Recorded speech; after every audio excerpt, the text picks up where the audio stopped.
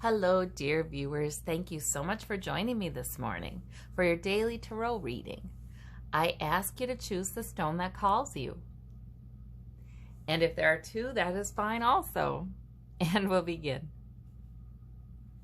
Heck, you can ask for one stone to call you for you, and you could ask another stone to call you for somebody else. Your intuition is the boss here. All right. Let's go. I'll put the timestamps in the description box. All right. For those of you who chose this multicolored labradorite, we have the Devil card in the middle. We have the 10 of Wands and the Queen of Cups. Now, that Devil card is just meaning you're bedeviled by something. There's something that is making you feel a little trapped. Yeah, I mean, and many of us are feeling a little trapped nowadays. So yeah, you're bedeviled by something. Something is making you feel like you can't get out of a certain pattern. And it can be a pattern of thought. It can be a pattern of behavior. It can be, it can be, there's something a little bit obsessive when the devil comes up, like thoughts that can come in and they tend to visit you frequently and they're not welcome. You know, it's that kind of thing. So it can be addiction too. The devil can be addiction. So the thing is, it's never, the devil actually in the tarot is not our enemy. It is the thing that kind of cranks up the heat and gets us ready for a change. Whether we have to make that change or whether a tower brings a change in. Sometimes the devil will come before a tower because we're at a place where we're saying to the universe, I can't take this certain pattern in my life, whether it's a thought pattern or a relationship pattern, whatever it is. I don't want this anymore. And spirit will sometimes get us to that place before the tower comes in so that we understand that the tower is actually an opportunity, that the tower is actually something that can be used to springboard ourselves into a freedom and into freeing us from something. So it's really kind of interesting when you look at the parts the individual players play in the journey of the tarot, the journey of the Fool. Anyway, you've got the devil in your major arcana. That's for today. You've got the 10 of Wands, you've got the Queen of Cups. Some of this may be just a pattern of over-responsibility with the 10 of Wands, keeping the lid on your cup, you know, keeping your self-control, keeping calm, trying to keep, oh goodness, this lovely calm presence in the middle of carrying a lot and some other troubles. And so sometimes that tension can rise up because it's time for us to change the way we're doing things. Maybe, you know, for some folks, they're taking on too much, or they're just worrying about too many things. For some folks, they may be trying to carry a lot on their shoulders emotionally for others, you know. So this can be that kind of pattern as well. But I'm telling you a little bit about each card because for each of you, you'll be able to identify the pattern. It can be small, like worry. It can be big, like addiction. It can be anywhere in between. And the Queen of Cups is wonderful, mature energy. That's the energy that is emotionally insightful, is compassionate, is intuitive, wonderful, mature energy. But sometimes those who have that kind of maturity that they've built up, sometimes they do take on too much. Sometimes they do, and then they can't see, you know, like this man can't see his way because he's got so many cares. So this will be meaningful to you in your particular situation. You have many positive characteristics that I think will help you to overcome this. So I hope you have a good day, and it's a good day for thinking of a change for you, it looks like. Because your maturity you'll take with you in whatever kind of change you make. For those of you who chose the petrified wood, we have the Hierophant, the Nine of Swords, and the Hanged Man. We have 2 major arcana. Okay, well, and it kind of fits with the times too, doesn't it? The Hierophant, the government, or the medical establishment. We're all watching that. A lot of us are watching that right now and wondering what's going to be going on. You know, we're looking to our leaders to make decisions that are in all of our best interests. So that might be on your mind. And the delay, the hanging out, you know, we have the delay. Many of us are in quarantine of some sort, most of us are. So, and even in other countries, not just the US. So the delay is also sort of as we wait to see what's going to happen with this particular virus that's out there. It may give us worries. We have the Nine of Swords.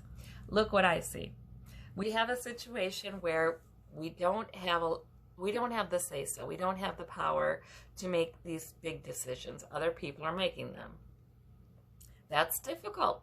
We can worry, we can worry, or we can do this. Now the Hanged Man, he has a delay. He can't make things happen. But you know what he does? He goes into a meditative pose. He's in a yoga pose. And he's got enlightenment all around his skull there.